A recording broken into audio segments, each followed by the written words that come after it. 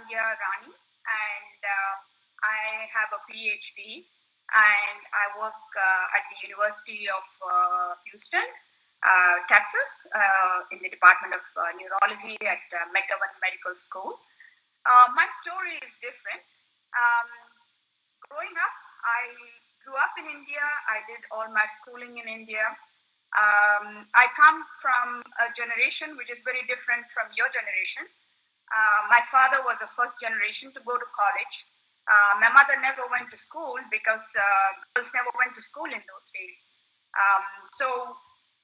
But my father was a very strong believer in educating all his three kids. We had three girls. And he always told us, your education is your property. So you study well, you do well, you take it with you. And that has always been a motivating force for me. I always wanted to be independent, on my own feet, not dependent on anybody. And of course, in school, my favorite subject was science in high school. And as one of the previous speakers, Priya, mentioned, we have to decide what do we want to do in life at the age of 17, which is pretty young at the end of high school. It used to be 11th grade in my days. So if you do science, you go to medical. If you do math, you go to engineering. So these were the choices. Otherwise, you would go into any of the other bachelor's degrees. So, of course, I did well in science. I wanted to go to medical school, and I did apply. But unfortunately, I had to, there was some financial constraint. And so I could not pursue that. And I didn't want to be a burden on the family. So I continued my interest in science by doing a bachelor's degree and a master's degree, and I followed it up with a PhD, which is a doctorate degree in India. But even after my master's, I was still interested in doing research, and my goal has always been, even though I didn't go to medical school, I wanted to contribute something to the field of science, to the field of medicine, where something that I did could help patients, could help clinical patients, and was very interested in patient care. Again, coming to the US after your master's wasn't easy in those times. Again, a big financial constraint, although I got accepted in many universities in the United States. So I continued to do my education in India, finished my PhD, and after which I decided to come out of the country for what is called postdoctoral fellowships. And I had amazing opportunities to work in France and Japan, and ultimately I landed in the US. And I was very fortunate in getting a mentor who was amazing, and he helped me to do a lot of molecular research, which is very exciting. So what I want to say is, even if you don't get into the medical school, there are so many other careers in medicine, and you can contribute, have the same goals and the same aspirations, and do well and succeed in what you want to do. So in the United States, I had great opportunities to work on research that I could never have dreamt of. I read in textbooks in biochemistry in college, but I never could experience it. But then in US, I got to experience doing all those work, and very rewarding, a lot of hard work, but I do have a US patent for having cloned a gene. And I have worked in the different fields, in multiple sclerosis, in hepatitis, and currently I'm working in the field of epilepsy. But everywhere we are trying to help patients. Like we're looking at, in the multiple sclerosis field, we are trying to see why some patients respond to interferon beta for treatment, but some don't. So we look at their genetics. The same thing in hepatitis C, why some patients respond and why some patients don't. And now currently I'm working in the field of epilepsy, where we are trying to identify the risk factors which causes death in epilepsy, which is very rare, but it still happens. So we want to identify so that we can treat our patients and follow the patients better and prevent them from getting into those situations. So currently, that's my research interest. But I know I'm not telling that you should not go to med school. If you get an opportunity, you should. And I think in the United States, there is no constraint. You have neither social or economic or any barrier. It's all within you. If you want to do, you can do it. But back growing up in India, our situations are very different. We don't have all those opportunities and choices. So I just want to tell you guys that believe in yourself and work hard. Hard work will make up for a lot of things. So you have to dream big, be passionate about what you want to do, and pursue. And in today's world, your generation is so fortunate. At tip of a fingertip, you can do a Google search and get all the information you need. We had nothing like that in those days.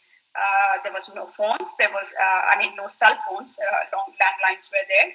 But then information was you had to go to the library and look up, or you had to be exposed to people. And we had no role models growing up. My father, being an arts major, he had no idea what science was. He could not advise me, and I didn't have any advices. What are my opportunities? How to pursue? How to develop? And like you're very immature at that age too, and you need a lot more information. But I think you youngsters in today's world are very fortunate. There are so many great organizations like MedGirls, which is coming up with this is an amazing. I never heard about this before. So it's I wish you guys all the best, and I think you are great. And I hope just believe in yourself, have the courage. Nothing in life is easy. You'll have to go through a lot of sacrifices, obstacles, problems, balancing home and work, and lots of issues. So, a lot of people only see the top. It's like an iceberg illusion. You see the top, you see the peak, and you see only the success. But you don't see beneath the waters how much had to go in to reach that. The sacrifices, the dedication, the hard work, the discipline. So I encourage all of you to pursue what you want to do, be passionate about what you want to do, explore your choices. You can try choices out. You can do as some of the speakers said, you can shadow, you can do some clinical research, or you can be a scribe, work in a hospital. So you get to know whether you really, that's what you want. Because one thing I can tell you is once you get into med school, your life doesn't end there. That's just the start. It is a lot of hard work, and it is persistent. So you have to be passionate. You have to love what you do in order to succeed. So I wish you all the best. Thank you.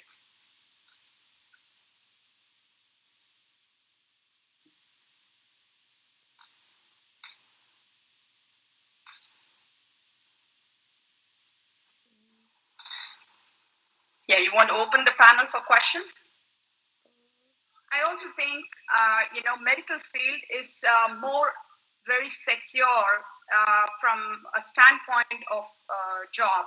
Healthcare, there's always going to be jobs in this field. You're never going to be, even if you're laid off, there's always somebody else who needs you. And this is an experience, and what you learn, you can always apply. And it can be in any, your opportunities are a lot, unlike other fields.